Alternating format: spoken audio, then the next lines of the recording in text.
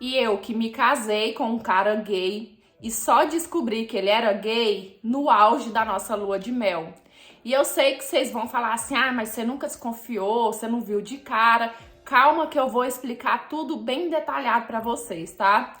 Para início de conversa, o nosso namoro já começou de uma forma bem inusitada, digamos assim. Um dia eu tava no ponto de ônibus com uma amiga minha, a gente tinha saído da escola e tava esperando o ônibus para poder ir para casa, né? E esse menino, ele estudava na mesma sala que a minha amiga, essa amiga que tava comigo, a gente não estudava juntas. Então ele chegou no ponto, conversou umas 2 palavras com a minha amiga e ele veio pra cima de mim, falando assim que eu era muito gatinha, que ele era afim de mim e tal, tipo, coisa mais aleatória da vida, sendo que a gente nunca tinha trocado uma única palavra. E nisso a minha amiga começou a colocar lenha na fogueira, começou a ficar tipo, beija, beija, sabe aquela coisa de adolescente ali, pré-adolescente? Então, no meio disso, ele veio e simplesmente me deu um selinho e depois disso a gente começou aquela paquerinha boba. Eu tava com 15 anos na época. Logo depois disso, desse fato que aconteceu, do selinho no ponto de ônibus, entrou as férias. Então eu fiquei 30 dias sem ver o menino. E assim que a gente retornou às aulas, gente, exatamente no dia que as aulas retornaram, ele me pediu em namoro e eu não sei por que cargas d'água eu aceitei. Porque assim, até então eu não gostava dele, né? Com o tempo eu me apaixonei, aprendi a gostar dele, mas assim, de cara era impossível. E aí, eu achava que os meus pais ainda não fossem me deixar namorar pela minha idade, né? Que eu só tinha 15 anos e tal. Então eu falei pra ele que a gente teria que ficar namorando escondido. E foi assim. A gente começou a namorar no mês de agosto, que foi quando voltou às aulas, e o resto do ano a gente ficou namorando escondido e só dava selinhos. E aí eu já sabia, né, que aquilo ali não era normal, que namoro tinha que ter beijo mesmo, de verdade. Então eu perguntava a ele, e ele falava assim pra mim que a gente só ia beijar mesmo, aquele beijão de fato, a partir do dia que ele fosse na minha casa, pedir os meus pais e os meus pais aceitassem o nosso namoro. Porque ele ficava se sentindo mal da gente ficar se beijando, se pegando, né? Sem os meus pais saber. Então, assim que iniciou o próximo ano, logo em janeiro, eu já comecei a colocar quente pra ele ir na minha casa pedir os meus pais. Porque eu queria muito beijar na boca, eu queria namorar de verdade. E aí, nisso, ele foi na minha casa, pediu os meus pais deixou super de boa, até porque no mês de fevereiro eu já ia fazer 16 anos, e aí rolou o tão sonhado beijo, sabe? E no nosso namoro, gente, eu não desconfiava, só que assim, começou a rolar umas coisas alguns meses depois que a gente tava namorando, né? Tipo, uns 3 meses depois que a gente tava namorando. Lembra aquela minha amiga? Ela começou a me questionar se a gente já tinha ficado, porque ela sabia que eu era virgem. Então ela ficava assim, amiga, você ainda é virgem? E eu, claro, amiga. E ela, você não vai ficar com seu namorado? Não, não vai rolar, já tem tantos meses que vocês estão juntos. Ai, me conta tudo. Porque a bicha era porreta de custosa. Então, assim, ela queria muito que eu ficasse com ele, né? Que eu tivesse a minha primeira vez com ele pra correr e contar pra ela. Só que o que acontece? Essa perguntação dela, né, essa euforia, porque queria que eu tivesse a primeira vez com ele, foi acendendo uma vontade em mim de ficar com ele, sabe? Foi me dando aquela vontade, os meses iam se passando e a gente mal se beijava, não tinha aqueles amassos. Até que um dia ele foi na minha casa e ficou até assim por volta umas 9h30. Aí quando ele tava indo embora, como era de costume, eu fui levar ele no portão. E quando eu deixei ele no portão, ele veio me dar um selinho para poder se despedir, para ir embora. E eu comecei meio que infringir o sinal vermelho. Eu comecei a beijar ele mesmo, a levar a mão. E quando eu levei a mão, ele tirou de uma vez e falou assim, você tá ficando doida? Aí eu peguei e conversei, né? Eu falei assim, olha, eu tô me sentindo segura, eu tenho certeza que você é a pessoa certa, eu quero me entregar pra você, eu tô com muita vontade, eu te amo de verdade. Então, assim, pra mim, não tem um pingo de dúvida. Aí ele virou pra mim e falou assim, você não sabe o quanto eu tô me segurando. É tudo que eu quero nesse momento, eu quero muito ficar com você. Só que, pra mim, é muito importante que a gente só tenha relação depois que a gente se casar. Gente, quando ele falou isso, eu não sabia se eu ria ou se eu chorava, né? Se eu chorava porque eu queria demais e ele não queria, ou se eu ria porque ele praticamente me pediu em casamento ali. Então, assim, ele usou esse pedido de casamento pra tentar meio que me afastar dele, sabe? Sempre que a gente tava ali, que as coisas começavam a esquentar, que por sinal sempre era eu que ia além, ele falava assim, ô, calma, o nosso casamento, lembra? Até que teve um dia, eu questionei ele, eu disse assim, amor, você realmente gosta de mulher? Porque eu também não era burra, gente. Aí, nesse dia que eu questionei ele, pela primeira vez, ele fez coisinhas. Tipo assim, o negócio na coisa, ele não fez de jeito nenhum. Mas, tipo assim, ele fez outras coisinhas comigo, que eu não sei se vocês estão entendendo, que, tipo assim, me deixou mega satisfeita. E eu falei assim, não, ele gosta. Tenho certeza que ele gosta. Aí, quando ele fez, ele falou assim, e aí, gosta ou não gosta, sua danadinha? Calma, só falta 6 meses pro nosso casamento, porque faltava 6 meses pra gente se casar. Até que esses 6 meses se passaram, chegou a tão sonhada data, e como os meus pais tinham pago toda a festa, toda a cerimônia, os pais dele deu a viagem de lua de mel pra gente, pra um lugar, gente, que olha, foi muito triste a gente não ter aproveitado aquele lugar, mas não vamos pular a etapa, não. A cerimônia foi tudo muito bonito, a festa, sabe, tudo muito bonito, tudo organizado assim nos mínimos detalhes.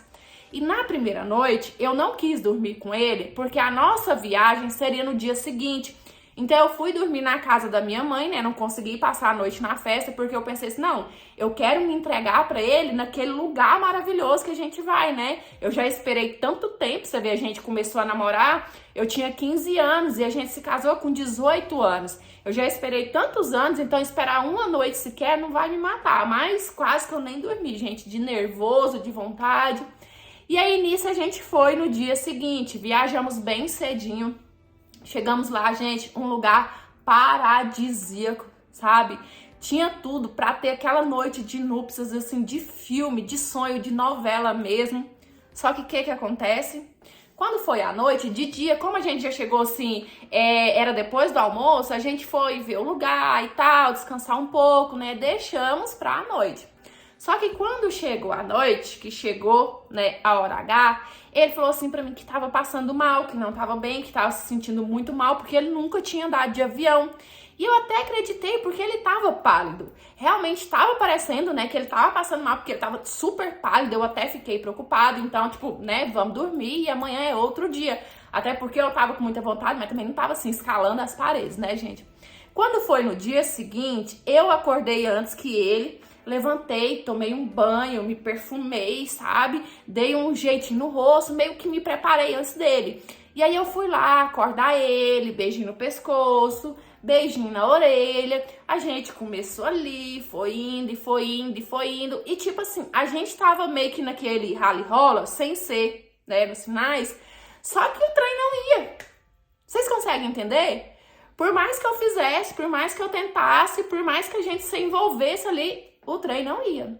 E nisso, gente, ficamos por cerca de 1 hora naquela tentativa. Até que ele sentou na cama, ele olhou pra mim e falou assim, eu não consigo.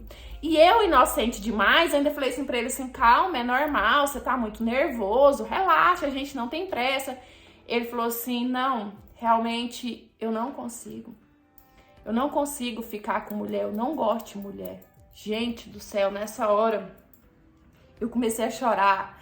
Porque, assim, eu era apaixonada por ele, sabe? Eu era extremamente apaixonada por ele. Tinha 3 anos que a gente tava junto.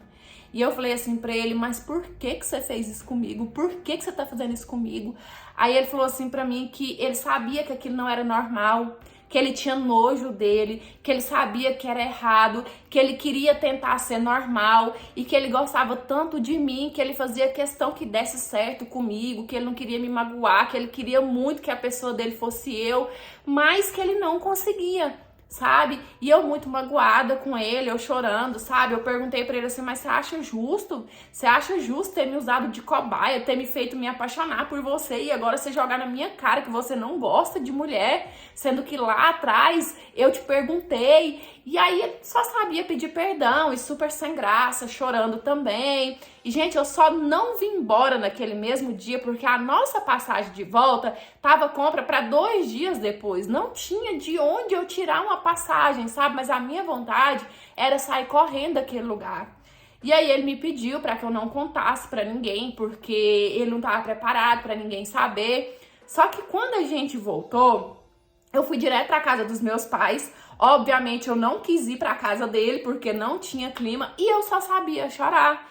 Gente, eu juro a vocês, eu passei uma semana inteira direto só chorando, não sabia dormir, mal me alimentava, então não teve como esconder da minha mãe o que estava acontecendo, né? A minha mãe me arrochou até que eu fui obrigada a contar para ela. E assim que eu contei para minha mãe, imediatamente ela saiu extremamente revoltada, magoada e foi contar para os pais dele. Ou seja, né, ele foi obrigado a se assumir e a se aceitar. Hoje a gente se fala, eu não vou falar que a gente é amigos, nós somos colegas, sabe?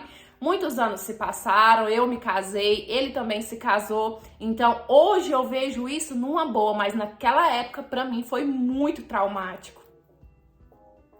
Oi, meus amores, tudo bem aí com vocês? Eu espero que sim. Gente, não vou tentar passar pano pelo que o rapaz fez, né? Não existe desculpa. Se ele não tinha certeza se ele gostava ou não de mulher, ele não tinha o direito de envolver ela, né? Tantos anos, fazer ela sofrer, porque eu fico imaginando o depois, não deve ter sido nada fácil pra ela, né? Ela se curar de um amor que ela sentia pra ele. Mas isso aí a gente já viu na história, a gente já viu o lado dela, o sofrimento dela. Eu quero chamar a atenção pro tanto que esse rapaz não deve ter sofrido, né? Em tantos anos que ele teve que se esconder, que ele teve que se reprimir, que ele teve que tentar provar pra ele mesmo que aquilo era nojento, que aquilo era errado, que ele não podia ser o que ele era. Pra gente ver o tanto que é triste, né? Quando eu trago histórias aqui de lésbicas ou gay, né, enfim, história assim, eu recebo tanto comentário preconceituoso e eu contando essa história me veio na cabeça que provavelmente esse rapaz é filho de uma pessoa assim, né? Por isso que ele sofreu tanto, por isso que ele se reprimiu tanto e ele mesmo não se aceitava e ele mesmo se achava uma aberração, né? Porque provavelmente isso já vinha da criação dele, o que é uma coisa muito triste. Mas enfim, é isso. Eu espero muito que vocês tenham gostado de mais interpretação de hoje, tá? Curte esse vídeo para me ajudar, compartilha, comenta bastante. E se você quiser me enviar a sua história para eu ler, analisar e de repente ela aparecer aqui no nosso cantinho, vou deixar o Instagram passando aqui na sua telinha. É por lá que eu tô recebendo e eu aguardo a sua história, certinho? E é isso. Beijão.